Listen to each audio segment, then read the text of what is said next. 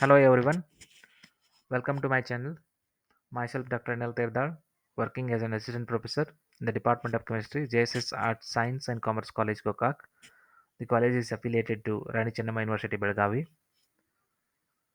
So in the last lecture, in the last video, we have discussed the introduction of thermal analysis. In that, we have studied in details the thermogravimetric analysis, that is TGA.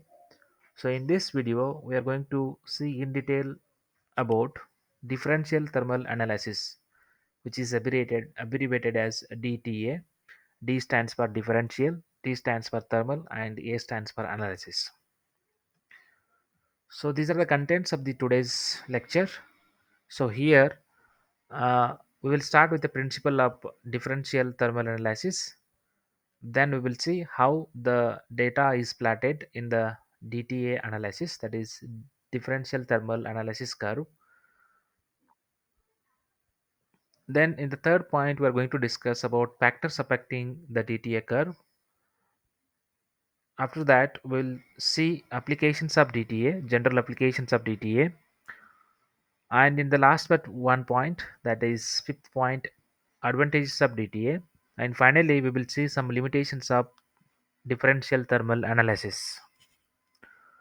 Okay, let us begin with principle of DTA, differential thermal analysis. Well, this is a technique in which temperature difference between substance and reference material is measured as a function of time or as a function of temperature, while the substance and the reference are subjected in a controlled temperature program. So here, so in the TGA, that is thermogravimetric analysis, we have recorded the change in the weight of the substance is recorded as a function of temperature in the TGA. But in the case of DTA, we are just putting one more material or one more sample, and that sample is known as reference sample. And with reference to that, we are measuring the temperature of the uh, sample. That is the analytical the analyte sample is measured with reference to the reference material. So here I repeat the principle here that this is the technique, analytical technique in which the temperature difference between substance, that is analyte, and the reference material is measured as a function of temperature. So both of these materials are kept or subjected to a controlled temperature program. So here I just want to make it more clear by using this uh, block diagram. So we have two things here. One is reference material, that let us say it is R indicated as reference material, and S indicated as analyte sample or substance to be uh, measured. So sort of substance to be analyzed. So we have two crucibles here. So again we need to measure the difference in the temperature between the reference material and the sample, and both the materials are kept under same environmental conditions or same controlled conditions. Well, so again the same thing, we need to have a balance to measure the weight of the sample, and then we need to have a unit for controlling the furnace, which is a closed system, to increase the temperature and measure the temperature of the furnace. And then again we need to have a data processor and recorder. So this is the block diagram of the DTA instrument. So mainly we need to observe, or we need to record the temperature difference between the sample and the reference. So these are the two things we have here. So then what we need to do is, in the second point, the difference in temperature is called differential temperature. So that is indicated as a delta T, which is plotted against temperature. So or the function of time. Well, so how we are plotting the data of this?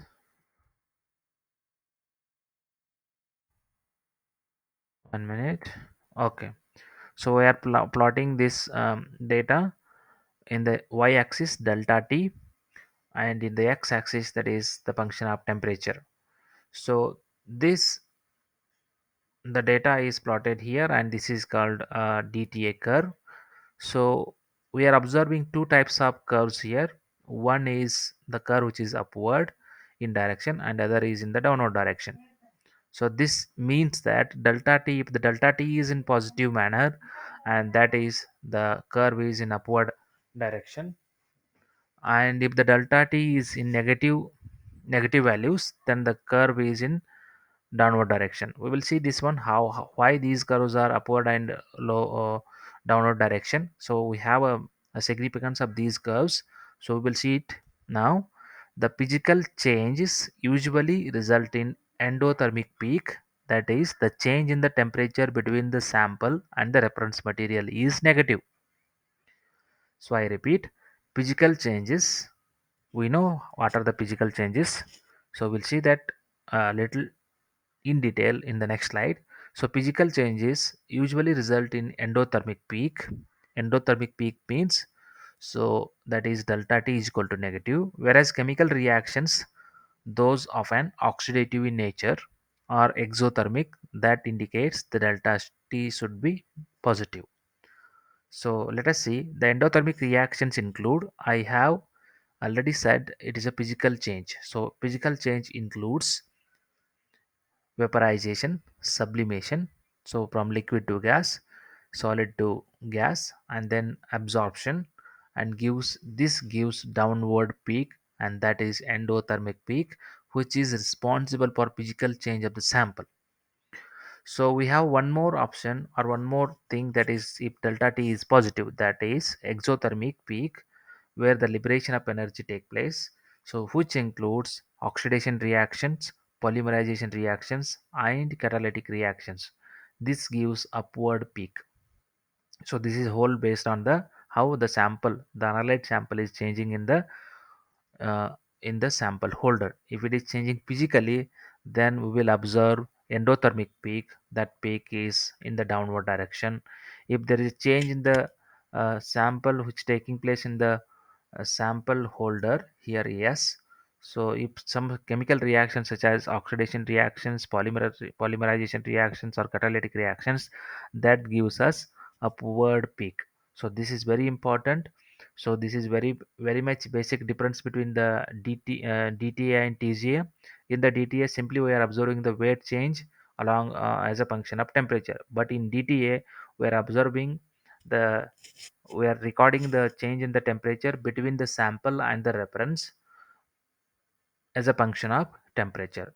So we are keeping both the sample and the reference in the same controlled conditions. So this is very important in the DTA. So if it is, so this is a DTA curve, that is differential thermal analytical curve or analysis curve. So here comes, if delta T is equal to positive, and we observe that exothermic peak, and this is just because of the oxidation or polymerization or catalytical reactions which is taking place in the sample. And in the endothermic peak, so where the physical change of the sample is taking place, specifically vaporization, sublimation, absorption, so that gives us endothermic peak. So this gives us the idea about what sample is, how sample is.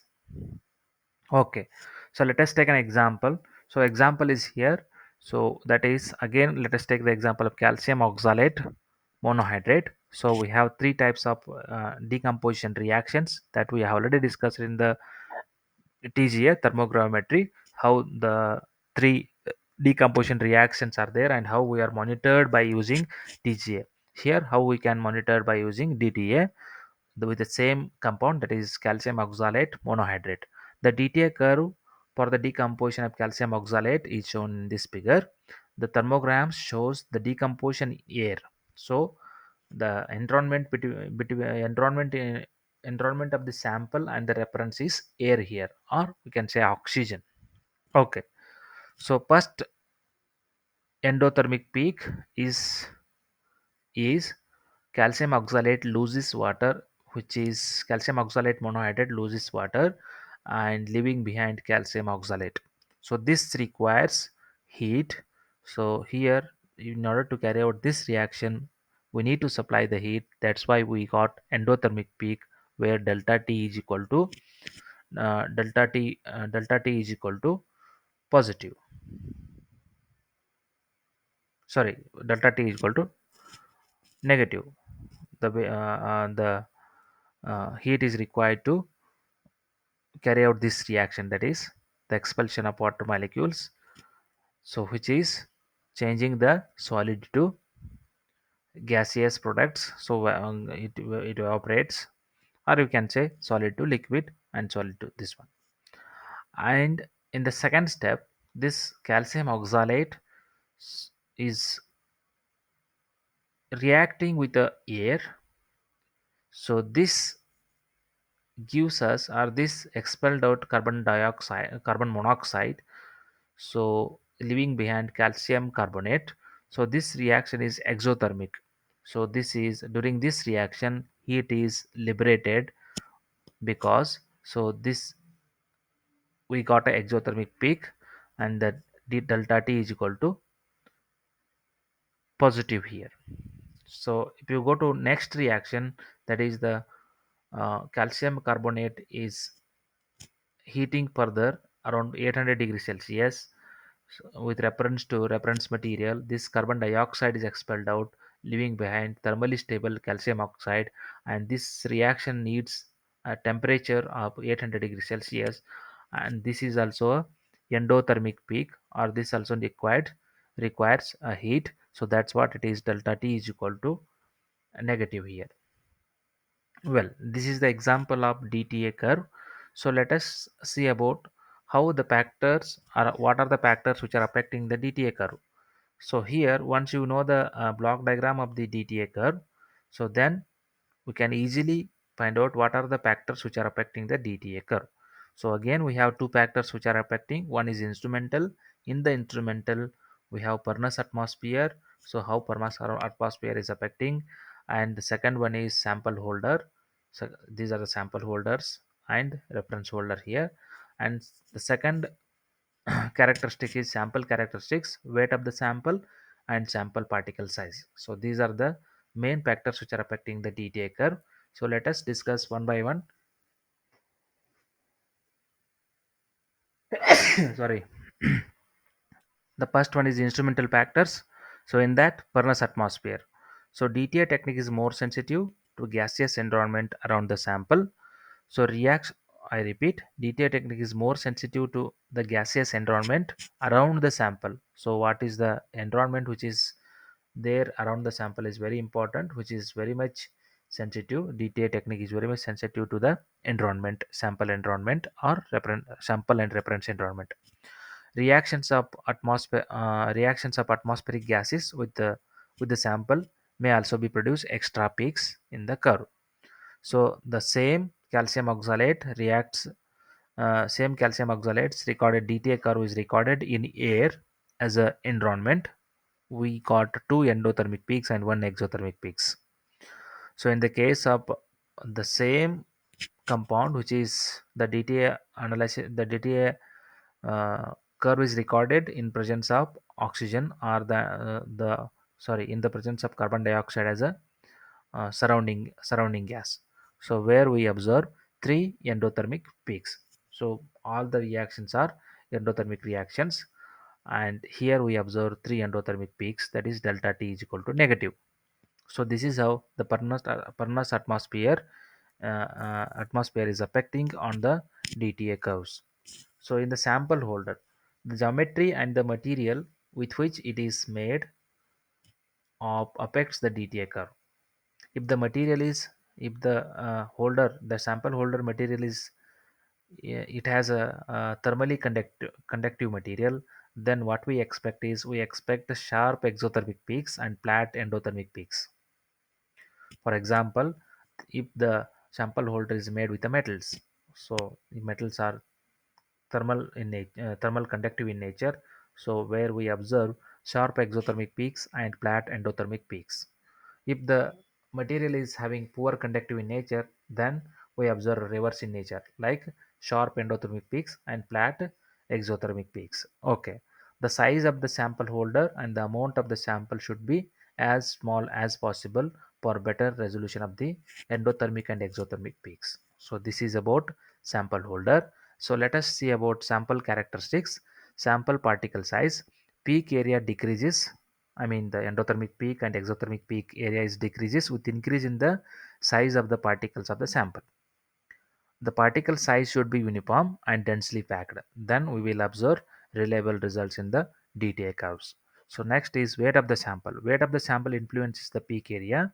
Minimum weight is required for DTA analysis to obtain reliable and reproducible results. Okay, let us see some of the general applications of DTA. DTA curves are DTA curves for two substances are not identical. So this is very important. DTA curves for two substances are not identical. Hence, they serve as fingerprints for various substances.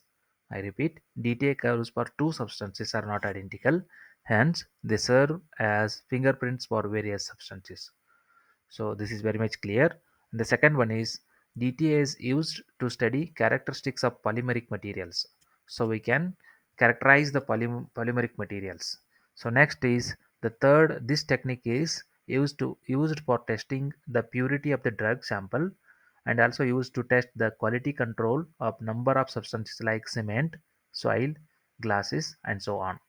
So this technique is mainly used for testing the purity of drug samples and also used to maintain the quality of the many of the substances like cement, soil, glasses, and so on. So this differential thermal analysis is mainly used in the determination of heat reactions. That's what we already discussed how these endothermic and exothermic peaks are there. So that's what it is called, heat reactions, specific heat up energy, specific heat and energy change occurring during the melting or reactions. So these can be studied by using DTA technique. The trend in ligand stability, that is specifically thermal stability of the ligands. The trend in ligand stability gives the information about the ligands in the coordination sphere. So this is important. So we can study these coordination spheres like inner coordination sphere, outer coordination sphere. So that can be studied here. So by studying the thermal stability of the ligands. DTA is widely used in the pharmaceutical and food industries to check the quality of the products. So in order to check the quality of the pharmaceutical and food industry products, so we need to have this technique. The next is DTA curve may be used to date the bones or to study the archaeological samples. So this is very important. DTA curves or DTA technique may be used to date the bone. So whenever we have an archaeological sample, specifically bones, so we can easily date the bone by using this study. Or in general, we can say technique can be used to study the archaeological materials. So last one is the important technique is the use. This technique is used to obtain liquidus and solidus lines of phase diagrams. So in the phase diagrams, we have lines like liquidus and solidus lines. So DTA can give the information about these lines in the phase diagrams. So let us see some of the advantages of this technique. So this instrument can be used at high temperatures. So this is the main advantage of the this technique. And next, these instruments are highly sensitive. So these instruments are highly sensitive, and the characteristic transition or a reaction temperature can be accurately determined here. The characteristic transition or a reaction temperature can be accurately determined because in this technique or in the DTA data we observe, so we have sharp peaks, either it may be exothermic or endothermic, where you can easily determine the transition temperature or reaction temperatures by using DTA curves. So let us see some of the limitations of this DTA technique.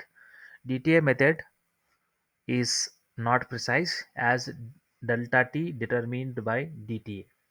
So as we are measuring delta T here with reference to reference material, so we are just recording the temperature of the sample material.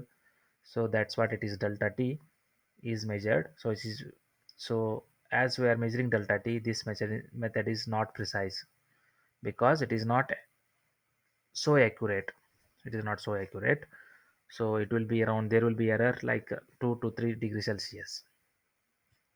Small change in delta T cannot be determined and qualified here or quantified. So small change in the delta T cannot be determined and quantified in this technique. Sharp thermal changes are unable to predict due to heat variation between sample and reference makes it less sensitive. So sharp thermal changes are unable to predict due to heat variation between sample and reference that makes it less sensitive. So this is also important. And next is uncertainty of heats of fusion, transition or reaction. This eliminates a reaction estimations is 20 to 50%. Uncertainty of heat of fusion, transitions or reactions estimation is 20 to 50%.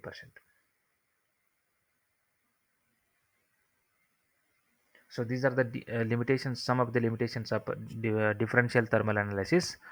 So today we have discussed about the differential thermal analysis. So in in this analytical technique, we have seen in detail study like principle.